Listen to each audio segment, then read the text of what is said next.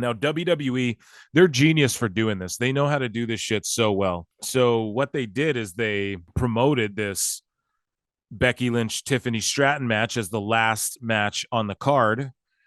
And it's not obvious. It's sort of a swerve, right? Now, I'm going to break this down like on like a psychological level or whatever the fuck you want to call it, okay? So business, psychological level, whatever.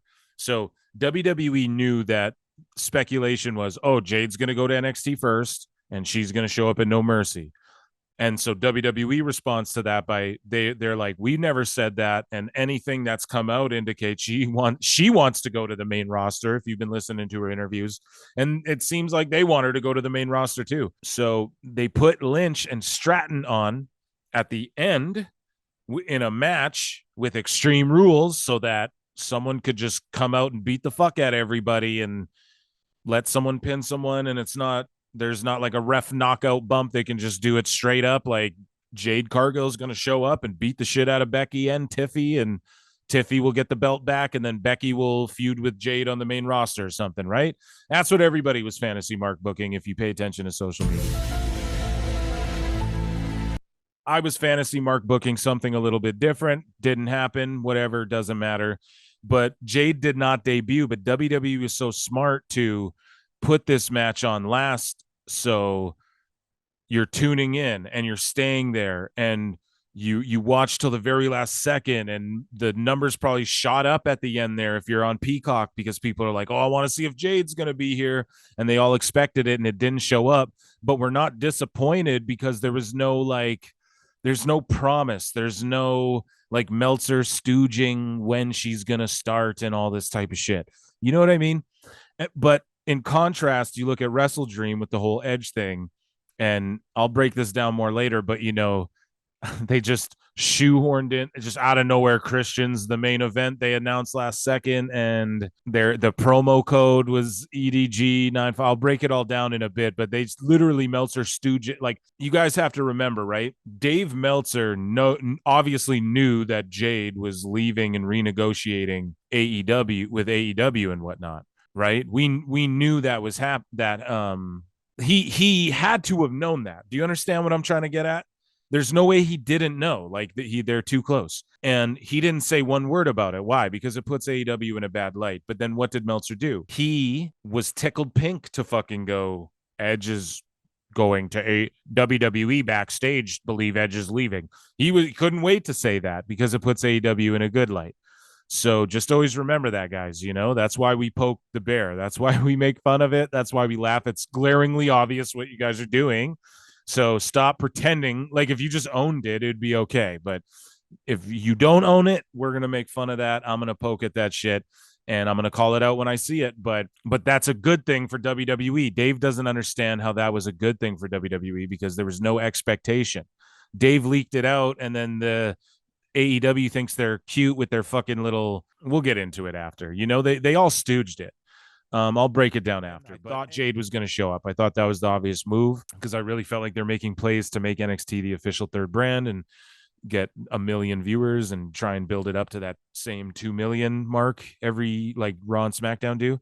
But maybe they are doing that just slowlier because they probably got all the same amount of eyeballs Jade was going to draw anyways, and then they'll just get it again when she actually does show up. And they're very smart to announce. A lot of people are shitting on them announcing it ahead of time, and you're so dumb, dude. Like, they turned her into a megastar before she even shows up on TV. They already told you she's a big megastar, and then you look at her and you go, oh shit, she's a superstar. Like, that's a WWE superstar. That's what she looks like. So and that's what she wants. She wants moments. She wants this, and we'll talk about it. Actually, I could probably just play the clip from the press conference. It'll be great.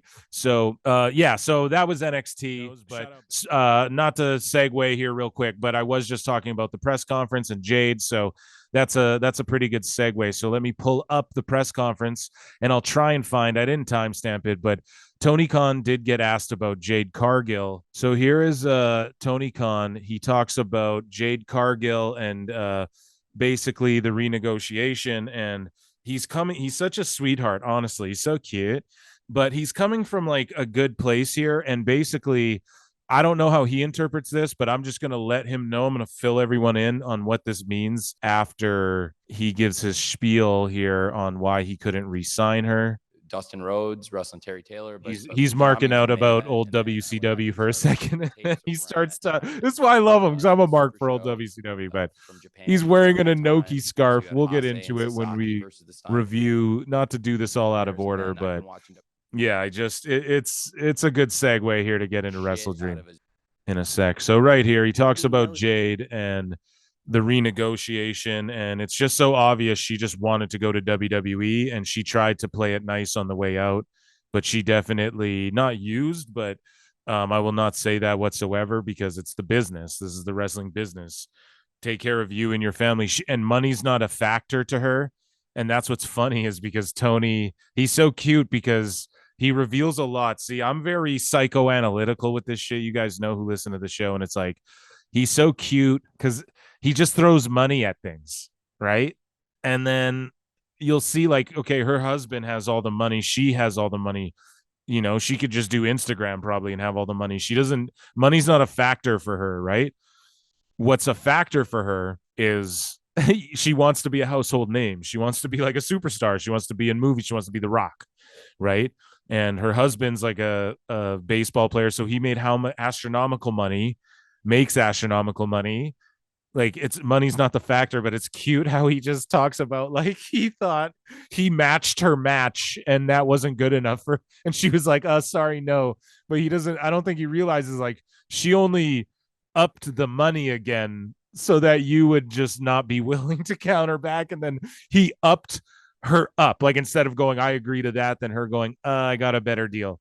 He upped her up, and then she had to go, I'm sorry, Tony, still. So it's just so cute. I'm not even gonna roast him for it. If I had money, I don't know. Rich guys, this is why they're oblivious, you know? Like, rich guys aren't dumb, but they're dumb like in certain ways, right? Right. So here, let's listen to Tony Khan. Did you already know that, this was the game plan? No.